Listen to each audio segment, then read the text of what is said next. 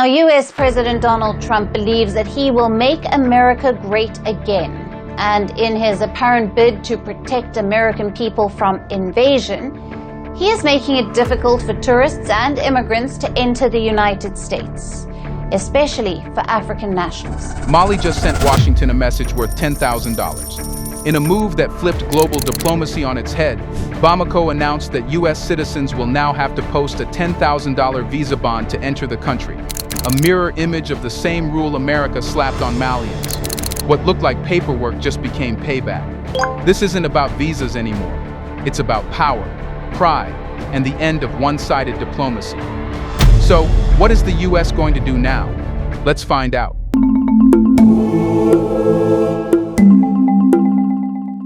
It was a quiet Friday in Bamako when the announcement dropped, a few lines of official text that landed like a thunderclap in Washington. The Republic of Mali will henceforth require a refundable visa bond of up to $10,000 from all U.S. citizens applying for business or tourist entry. The tone was cold, official, and unapologetic. For decades, Africa had been the one adjusting to Western immigration demands, but this time, the balance shifted. Mali wasn't reacting emotionally. It was setting a precedent that says, if America can make Africans pay to cross its borders, Africans can make America pay too. This wasn't just another diplomatic memo. It was a geopolitical statement delivered with surgical precision. For years, visa restrictions had been one of Washington's favorite tools to signal disapproval or assert control. But Mali, a landlocked nation often portrayed as struggling for stability, had just done something few dared. It had turned a bureaucratic inconvenience into a weapon of equality. In the heart of West Africa, a country once defined by dependence had just dictated terms to a superpower. The immediate reaction from the U.S. The embassy in Bamako was cautious. "We are reviewing the implications of this new requirement," the statement read. But between the lines, you could sense the shock, because this wasn't how the world was supposed to work. In the post-colonial script, Western nations set the rules, and African states complied, sometimes reluctantly, often silently. Mali just rewrote that script, with a pen dipped in confidence and frustration. To understand the gravity of this, one must appreciate how symbolic visas have become in modern geopolitics. They are not just stamps, they are hierarchies, silent reminders of who is considered trustworthy, desirable, or safe. When the Trump administration reintroduced visa bonds for African nations, it cloaked the move under the banner of national security. The idea was that visitors from certain countries were more likely to overstay their visas, so they should pay a financial guarantee. In reality, it was a quiet insult, an assumption that Africans were more risk than opportunity. Now, Mali has thrown that insult back across the Atlantic, multiplied by $10,000. This is not a tit-for-tat for the sake of drama. It is a philosophical retort. For every form of control disguised as policy, there is now an equal and opposite form of defiance disguised as reciprocity. The timing, too, is deliberate. The announcement comes at a moment when Washington has been trying to re-engage with the Sahel, offering counterinsurgency cooperation and mining partnerships. Yet behind the smiles and summits, the trust deficit has remained enormous. Mali's leaders saw through the pleasantries. They knew that partnerships proposed in daylight often come with strings attached at night. And so, this bond isn't just about entry fees. It's about dignity. It's about reminding the world that sovereignty is not something to be negotiated every 4 years, depending on who sits in the White House. Mali has learned that in the modern diplomatic marketplace, respect is no longer granted. It must be demanded loudly and sometimes financially. That's what makes this moment historic. A single decision that says as much about Africa's new political posture as it does about America's fading monopoly on defining fairness. The question now is not whether Mali's move was justified. The real question is why it took so long for an African nation to respond in kind. How did we get to the point where Africa's pride had to be priced in dollars? When Mali's foreign ministry released that blunt decree, it wasn't born from thin air. It was born from years of quiet humiliation dressed as diplomacy. The bond was not a knee-jerk reaction, but the breaking point of a relationship that had long walked the tightrope between respect and condescension.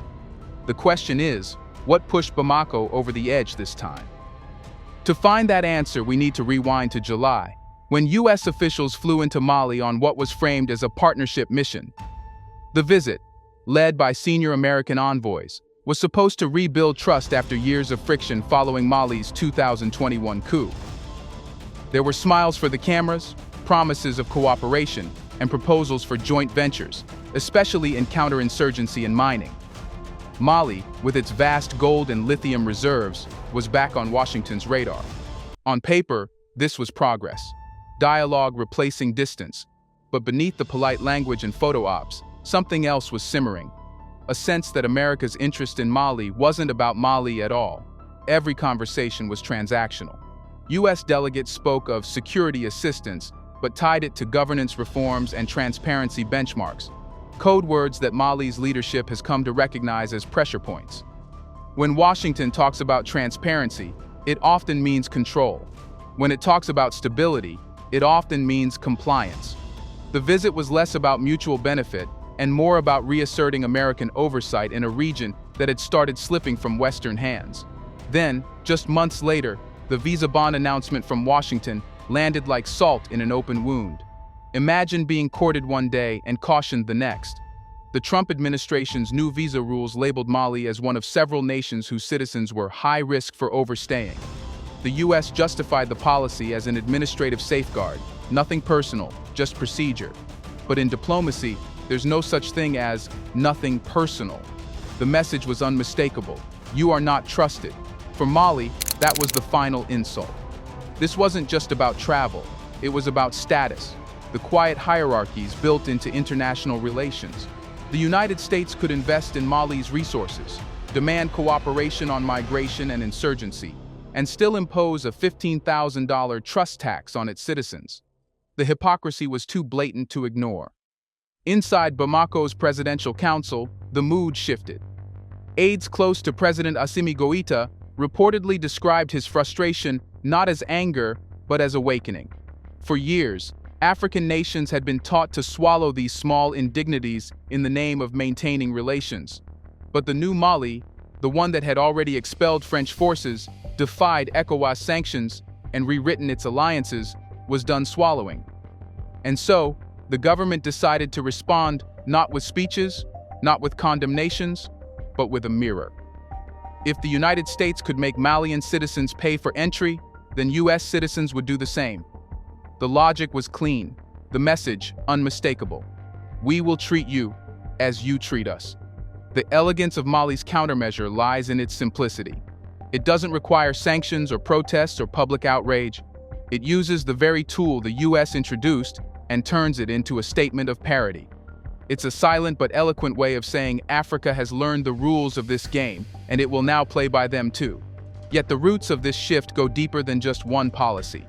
Mali's defiance didn't come from political whim. It came from a larger transformation in how the country defines power, partnership, and pride. It came from a leader who refuses to be lectured by those who once called themselves allies. And to understand that transformation, to truly see why Mali is no longer afraid to challenge the West, we need to understand the mind and mission of the man behind it all, Colonel Assimi Goïta. Let's pause for a second to say, big thank you to the Black Culture Diary community, where Black voices, stories, and legacies are preserved and amplified. By becoming a member, you're not just supporting the channel, you're becoming part of a powerful cultural movement. Let's continue. Assimi Goïta's name didn't rise from political lineage or international grooming. It rose from the dust of a frustrated nation. When he seized power in 2021, many outside observers dismissed him as another military opportunist. But what they failed to grasp was that Goïta was not trying to take over Mali. He was trying to take Mali back. His rule isn't built on charisma or ideology. It's built on the belief that sovereignty must no longer come with supervision. That philosophy, what many across the Sahel now call the Goïta Doctrine, has reshaped not only Mali's internal politics, but also its external posture toward powers like the United States and France. The roots of Goïta's doctrine lie in a simple but radical truth. Mali's stability cannot be outsourced. For decades, Western nations justified their military presence in the Sahel by citing insurgency, instability, and the need to protect fragile democracies. But under that protection came dependency, economic, military, and psychological. Billions of dollars in aid poured into Mali, yet insurgent groups grew bolder. Governance remained weak, and French troops patrolled villages where Malian soldiers should have stood guard. By the time Goïta emerged, many Malians had begun to whisper a dangerous question: who actually runs this country? That question became Goïta's rallying cry. Within months of taking office, he expelled French forces, ended cooperation with Paris on Operation Barkhane, and declared that Mali would find its own path to peace. It wasn't defiance for defiance's sake, it was a calculated reset. Goïta understood that as long as Mali's security depended on external armies, its politics would remain under external influence. The US and France had mastered the art of helping in ways that guaranteed permanent reliance. Goïta saw that help for what it was, a leash disguised as a partnership. His pivot to Moscow was more than strategic. It was psychological. The arrival of Russian advisors and, later, the transition from Wagner to the Africa Corps symbolized a deliberate shift from patronage to pragmatism. Russia didn't ask Mali to change its constitution or align its foreign policy. It offered military training and equipment in exchange for contracts. To Western critics, this looked like manipulation. To Goïta, it looked like equality. That same logic explains why Mali's new visa bond against the US fits neatly into Goïta's worldview. For him, reciprocity is not retaliation. It's dignity in motion. The West has long taught Africa to play nice, to accept imbalance as normal, to frame dependency as diplomacy. Goïta is rewriting that script line by line. When America imposes a $15,000 barrier on Malians, it imposes a $10,000 one on Americans. It's not about revenge, it's about reflection. It forces the world to see Mali not as a pawn in international chess, but as a player moving with intent. What makes Goïta's approach even more profound is how it resonates across Africa.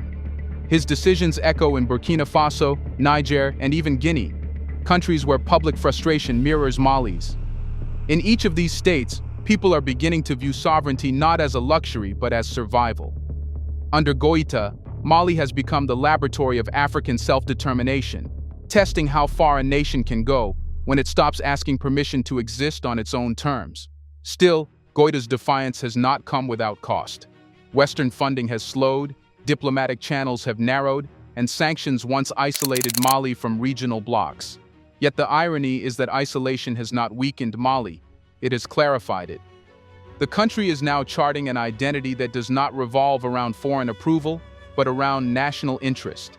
And now that this new identity is firmly rooted, it is beginning to spread. Goïta's Mali has lit a spark that's crossing borders, inspiring its neighbors to question the old order. So the question becomes, if one African state can stand up to the United States and Europe without collapsing, what happens when several begin to do the same? Here's a reminder to please like and share the video and subscribe to our channel to watch more videos on Black culture, history, civilization, and identity. Let's continue now. What began as one man's vision in Bamako is fast turning into a continental chain reaction. The same sentiment that fuels Assimi Goïta's defiance is now rippling through the Sahel, transforming frustration into coordinated resistance. This isn't a coincidence, it's a movement taking shape in real time. If Goïta represents the spark, the neighboring nations of Burkina Faso and Niger are the flames spreading it. Together, they have built the Alliance of Sahel States AES, an unprecedented military and political pact born not out of convenience, but conviction. The formation of the AES marked Africa's first collective refusal to be managed by others. These nations didn't just pull out of ECOWAS, they pulled out of the Western orbit entirely. ECOWAS, once hailed as the model of regional cooperation, had over time become a tool for enforcing Western economic and political will. When the alliance declared independence from it, it was more than a bureaucratic withdrawal. It was a psychological emancipation. For the first time in decades, African capitals were choosing solidarity over subservience. The story of Burkina Faso underscores this shift perfectly. Under Captain Ibrahim Traoré, the country has mirrored Mali's transformation almost step for step, from severing ties with France to aligning with Russia, from rejecting IMF conditionalities to demanding that foreign companies base their operations inside the country. But what truly connected Ouagadougou's struggle with Bamako's was its own clash with Washington. When the U.S. proposed that Burkina Faso take in deported migrants from third countries, Traoré's government flatly refused. The Americans retaliated by suspending visa issuance, expecting compliance. Instead, the Burkinabe foreign minister called it what it was: blackmail. Now, with Mali's $10,000 visa bond echoing across the region, the message is crystal clear. The Sahel is done being lectured. What was once dismissed as populist posturing is fast becoming Africa's new diplomatic language, one rooted in equality, not apology. These leaders have discovered the power of saying no, and the world is struggling to process it. But this wave of defiance is not reckless, it is calculated. Each of these governments understands that the global balance is shifting. As Western influence wanes, new partners like China, Russia, and even Turkey are stepping in with different terms: fewer lectures, more leverage. The AES states have learned to diversify alliances rather than depend on one benefactor. In their calculus, sovereignty is the new currency, and any policy that strengthens autonomy, from resource control to visa reciprocity, becomes a strategic asset. And here's where Mali's move hits even harder. It gives symbolic cover to others. Before, resisting Western pressure came at the risk of isolation. Now, it comes with a network of allies who have chosen the same path. When one nation retaliates against unfair policy, it no longer stands alone. It stands as part of an ecosystem of courage. The reciprocity doctrine, once unthinkable, is now spreading quietly. From immigration offices to mining contracts, from diplomatic exchanges to trade negotiations, this growing unity is reshaping how Africa negotiates power. No longer are these governments begging for reform within old institutions. They are building new ones. The AES has already begun coordinating defense policies, resource management, and diplomatic stances, creating what many analysts call the embryo of an independent African bloc. Western think tanks describe it with suspicion, but African citizens describe it with hope. Because for the first time, the region is beginning to sound like one voice, not a chorus directed by outsiders, but a harmony led from within. Yet the stakes are enormous. The more the Sahel unites, the more it threatens the global order that has kept Africa economically subordinate. And that's why Mali's $10,000 bond is more than just an administrative rule. It's a declaration of alignment. It signals to every African capital that resistance can be methodical, that policy can be protest, and that defiance can be diplomacy. Still, the question lingers. If this unity continues to grow, what will it mean for Africa's place in the world? Will the continent's newfound confidence translate into true independence? Or will it provoke an even harsher backlash from those who have long profited from its divisions? Every movement that begins with defiance eventually asks a harder question. Can we resist? But can we sustain it? That is where Mali and its Sahel partners now stand. Their message to the West has been heard loud and clear, but the true test of sovereignty is not in making a stand. It is in maintaining it once the headlines fade. Mali's $10,000 visa bond was not a stunt. It was a statement that came with cost, one that the country is prepared to bear because, for the first time in generations, it has chosen dignity over convenience. In diplomatic corridors from Washington to Brussels, Mali's move has been described as unwise, provocative, even self-defeating. Yet in African capitals, it has sparked something else entirely, a conversation about the price of respect. For decades, African nations were told that respect came from obedience. Follow Western standards, implement their reforms, accept their definitions of democracy, and they will call you a partner. But now, Bamako is teaching a different formula. True respect, it argues, comes from risk, from the willingness to act even when the powerful disapprove. That's the deeper meaning behind this policy. Mali is forcing the world to reconsider how it interacts with Africa. For too long, the global system has been built on unspoken asymmetry. African travelers are scrutinized, detained, fingerprinted, and often humiliated at foreign embassies. Western travelers are welcomed at African airports with smiles and waived fees. Mali has shattered that politeness. It has been said, in effect, that if entry into your borders comes with suspicion, entry into ours comes with the same.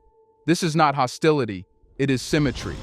And in diplomacy, symmetry is the foundation of equality. But equality comes with a burden. The West will not accept losing its monopoly over moral authority quietly. There will be countermoves, reduced aid, travel warnings, and diplomatic friction. Yet Goita's government seems unbothered, because when a nation decides that respect matters more than approval, it becomes immune to pressure.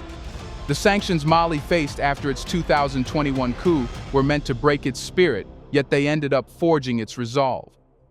Now, by imposing a cost on entry for Americans, Mali is simply extending that logic, demonstrating that even in an unequal world, power can still be balanced through principle. The symbolic weight of that act cannot be overstated. It tells the West that Africa is no longer negotiating from the back foot. It tells Africans everywhere that self-worth is not a dream, it is a decision. This is why Mali's move resonates beyond borders. It validates a continental awakening that has been building quietly for years. The belief that Africa's future will be written by Africans, not translated through Western lenses. And perhaps that is the real fear in Washington and Paris. Not the $10,000 bond itself, but what it represents. Because beneath that policy lies a transformation of African psychology. When countries once labeled fragile begin to assert authority, it exposes the fragility of the very systems that claim to protect them. Mali's defiance is not about visas. It's about rewriting the unwritten rules of global hierarchy. It's a subtle but seismic reminder that Africa no longer measures progress by Western approval ratings. Still, this story is not about victory or vengeance. It's about corrections. For centuries, Africa's diplomacy has been shaped by what it can receive: loans, aid, access, or leniency. Mali's stand signals the birth of diplomacy based on what Africa can demand. And while that may unsettle old powers, it's the only way to restore balance in a world that has long mistaken generosity for superiority. So as the dust settles, the real question is not whether the United States will lift its bond requirement or whether Mali will ease its own. The question is whether this marks the beginning of a new era, one where Africa stops asking to be understood and starts insisting on being respected. Because respect, as Bamako has just reminded the world, was never free. It always had a price, and Africa has finally decided to name it. Do you think Mali's bold move is a turning point for Africa, or just the beginning of a larger standoff with the West? Let us know in the comments section. Should more African nations start matching Western visa policies to demand equal treatment? Do you want to watch more videos like this one? If so, subscribe to our channel and press the bell icon next to it. We have decided to bring videos on something nobody talks about: the Black culture, civilization, history, and evidence about how glorious Blacks have been. Thanks for watching, and until the next video, stay tuned.